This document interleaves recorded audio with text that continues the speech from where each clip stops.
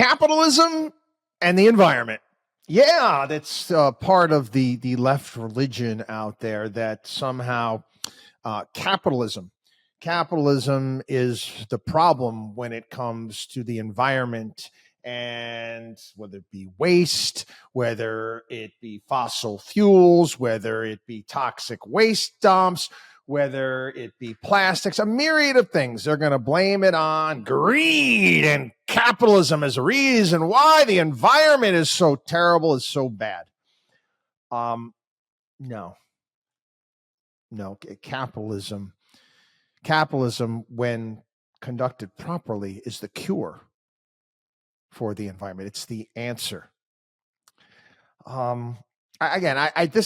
I talked about this probably 10, 15 years ago on the program at some point in time. Reason I'm bringing it up today, talk about the Lee Zeldin is going to be Donald Trump's pick for the Environmental Protection Agency, and I think it's a good one. He wants to, they said he will ensure fair and swift deregulatory decisions that will be enacted in a way to unleash the power of American businesses while at the same time maintaining the highest environmental standards, including the cleanest air and water on the planet. He will set new standards on environmental review and maintenance that will allow the United States to grow in a healthy, well-structured way. That's the statement. Okay. Let's get back to how capitalism can save the environment. Does anybody like to live in filth? Huh? Let's think about it. Do rich people decide to move to shitty neighborhoods that are disgusting, that have bad water? That's something that they want to do? No. I've been able to travel many places around the globe. And you can see for yourself. You can go online. You can take a look. Look at videos. Take a look at videos of the water in Bangladesh and some of these areas, in the garbage. Oh, yeah. All the problems. We can talk about plastics in the ocean. You know where that all comes from, right? Poor areas. I've talked about that Sam Kinison bit from the 1980s where it was USA for Africa and we are the world. And, I'll make a long story short. It's a great comedic skit that I can never do justice to.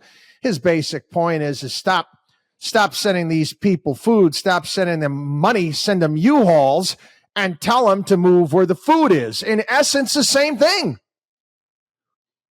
Teach people to make money, provide them the opportunities to go out there and build wealth. That solves all of the environmental problems. Again, we need to have sensible regulations. We live right now in a country that is a bureaucratic disaster. It is a bureaucratic mess. We need to have people, regulators, and I want tough regulators, but you want regulators that are going to work.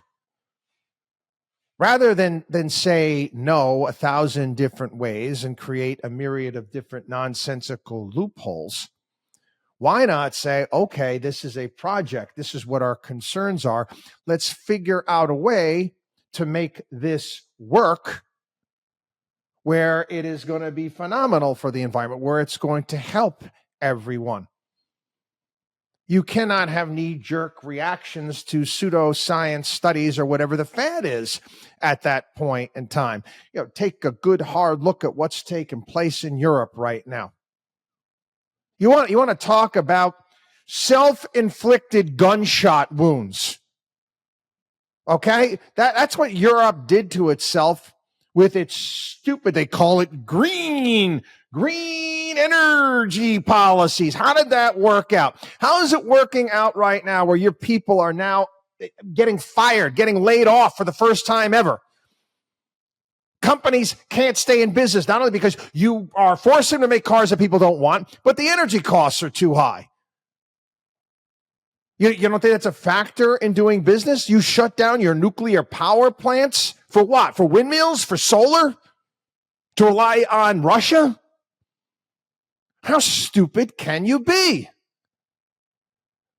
You know, a great another way of looking at it as well, too. Travel around this country. You could go to cities, go to liberal cities. Go to major cities here in this country that are run by the left. Oh, that they're all for the environment, right? It's flippin' embarrassing. It really is. I flying into New York City, or coming home from New York. Again, this past summer I came back from vacation, and taking the ride from Athens to Athens Airport in Greece. Beautiful ride, gorgeous. Okay, compare it to going from JFK to home. It's coming out of JFK. It's garbage everywhere, sides of the streets. Nobody's cleaning up. This is a liberal city, right? Liberal left-wing city. You guys can't even pick up your garbage.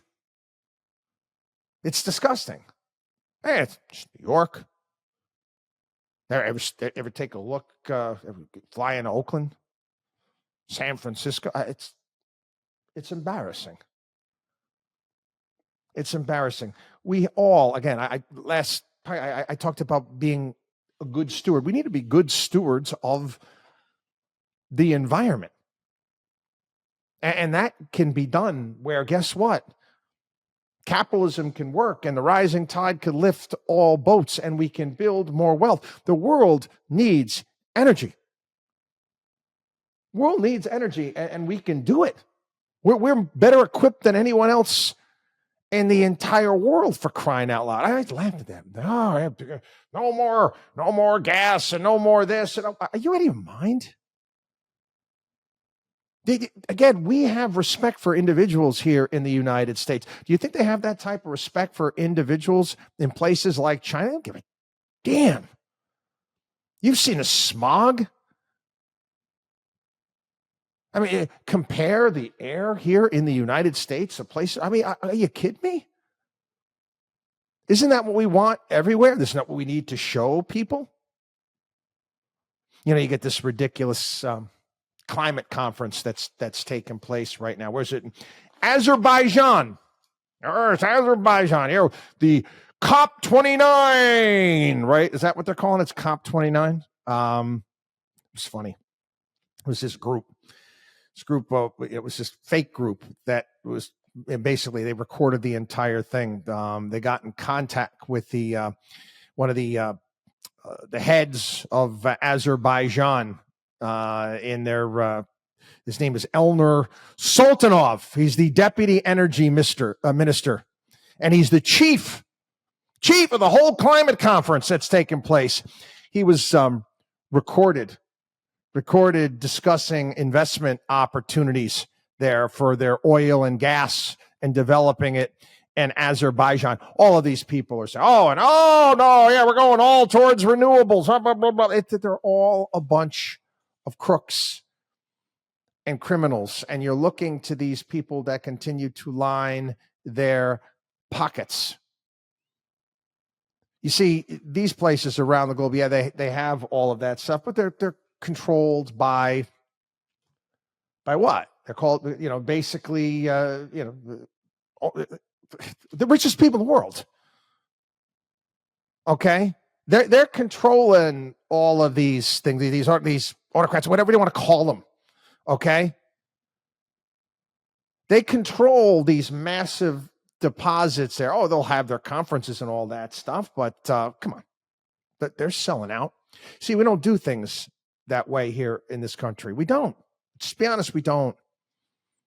We can all, you want to go out and buy stock in an oil company, oil services company, you can have ownership in all of these things. We do a better job than anywhere else. Does that mean that we have ways that we need to improve? Absolutely. But that's something we should always be looking to do. Always be looking to do. Again, who wants to live in filth? Who in the world wants to live in filth? And again, as far as repercussions for the evil people out there that look to cut corners, that look to pollute, yeah, they need to be dealt with. Okay, to me, that's the same. It's like a crime against humanity.